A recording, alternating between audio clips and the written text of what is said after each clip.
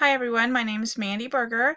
This is my case study, Truman Elementary School, for AEP 858 Data Analysis and Assessment. Start with a little introduction about the case.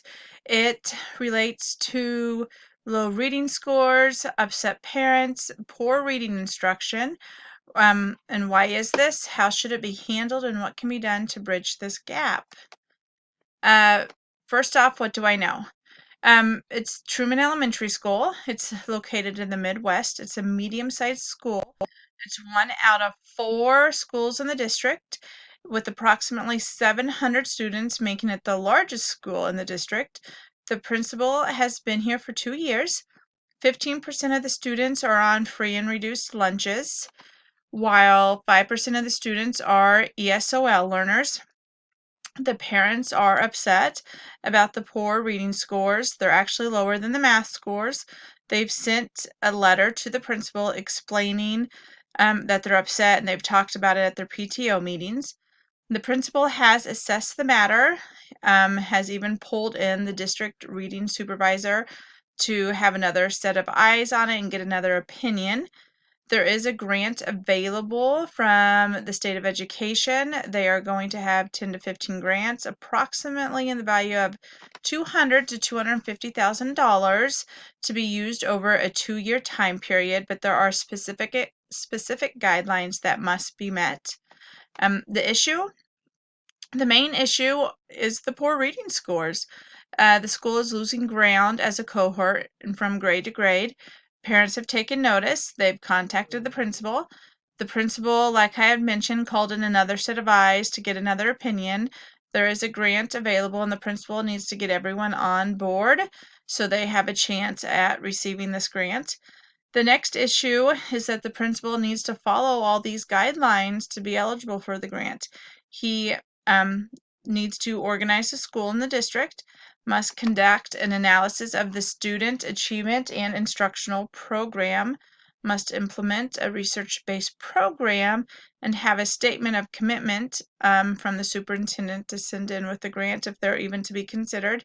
And I think the most important thing for this grant is they must really explain how and what proposed activities they plan on using to reach their desired project goal within ELA. You know, another issue is just the reading instruction in general. You know, to fix the low scores, you have to focus on the instruction. Right now, they're just using basal reading. They're only spending an hour on reading instruction in the morning and only using whole group with no differentiation instruction.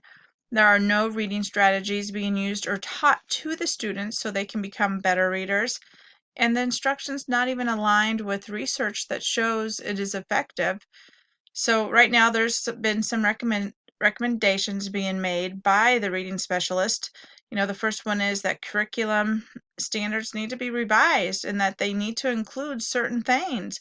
You know, they need to work on phonics, need to work on reading comprehension, and they need to integrate reading and writing throughout all the curriculum throughout the day. There also is several elements of reading that need to be taught. Students not only need to read at their own level, but they need to be challenged and pushed to read above their level. They also need to focus on not only the needs of the individual, but as the whole class, and teachers have to be prepared to be flexible. And if we expect our teachers to be professional, we as administration have to offer professional development and supports so they can be successful. What do I still need to know? When looking at this data, you know, is there anything else that's new? Why is it just now getting looked at? It's been 3 years. You know, the principal's only been here for 2 years. Has he tried anything else? You know, has he looked at the data? You know, how is the school culture? Do teachers feel like they can come ask for help? Do they feel like they can ask for support, and do they get it? How do their scores compare to the schools and to the district, other schools in the district and to the state? You know, is there other forms of data that is available to them to look at? What other forms of assessments do they use at the school besides standardized testing? And why have the teachers not been doing their own assessments in their classroom? And if they have, Why haven't they shared these assessment scores? This can't be the first time it is being brought up, and if it is the first time, then why? The problem is the low reading scores. We need to figure out the best way to fix this. The other problem is the ELA instruction, and we got to figure out what the school needs to do to improve it and how, the staff needs to be made to understand the importance of this subject. They got to apply for the grant and make sure they follow all the guidelines. And administration and staff need to work together to close this gap. My plan of action first, I think it's important to address the lack of instruction in this area. Start by talking to the reading supervisor, go over all the findings in the data, go over the plan step by step, then have a meeting with my ELA teachers and give them the support they needed so they can follow our plan and revamp their instruction.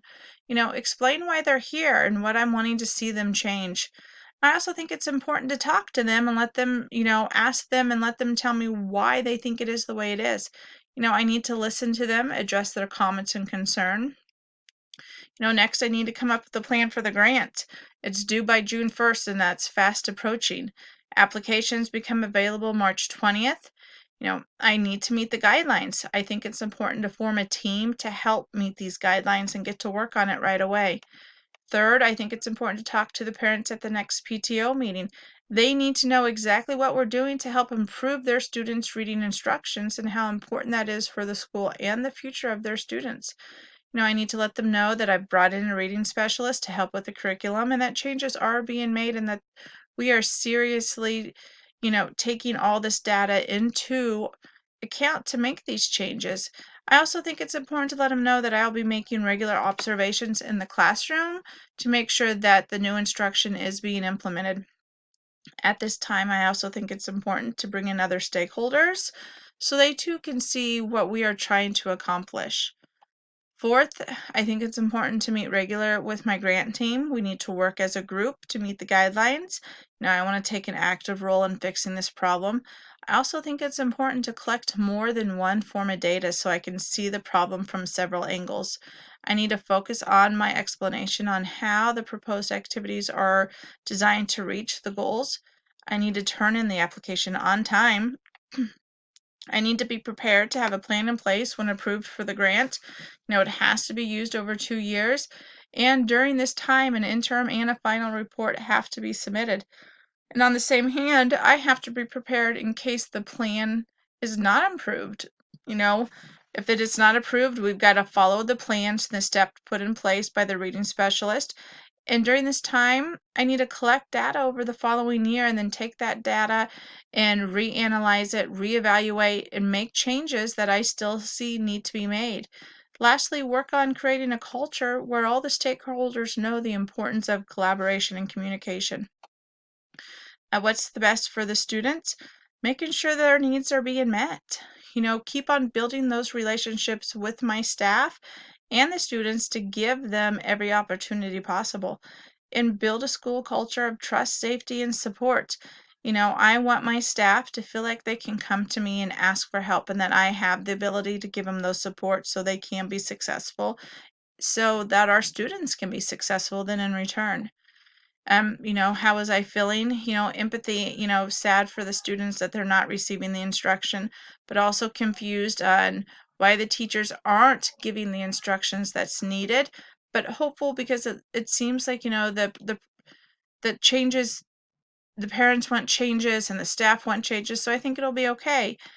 Thinking on how important it is to build relationships with the parents and the communities and what the students are missing out on and how we can fix that. It's all about the value of those relationships and that support and communication, and students are valuable and that is why we're here. They're the center of education. Unresolved questions. What in 3 years has been done to improve this? It hasn't happened overnight. Looking at the data, it's been going on for the last couple years. Why is there not more data to be looked at? Why only one type of data? And then how do we establish the type of leadership need to develop a school culture where every student can be successful and where the teachers can come and feel like they can trust you and feel like you're open enough to ask for that support. Let's talk about category 5, the standard 8, where we need to promote academic success by engaging families and communities. I think it's important to meet with the family members, like I mentioned at the PTO meeting, to communicate them on how we're handling the situations and what changes are being made. Collect a variety of data, test scores. Also use classroom data and perception data. Send out surveys. Not only send out surveys to the students to see, are we teaching things they like and how do they feel about their classes. Also send out surveys to parents. Analyze the data in a way that we can see our own shortcomings so we can repair those and make improvements as needed, so we can have not only improvements in our instruction but also in our classroom environment and our school environment.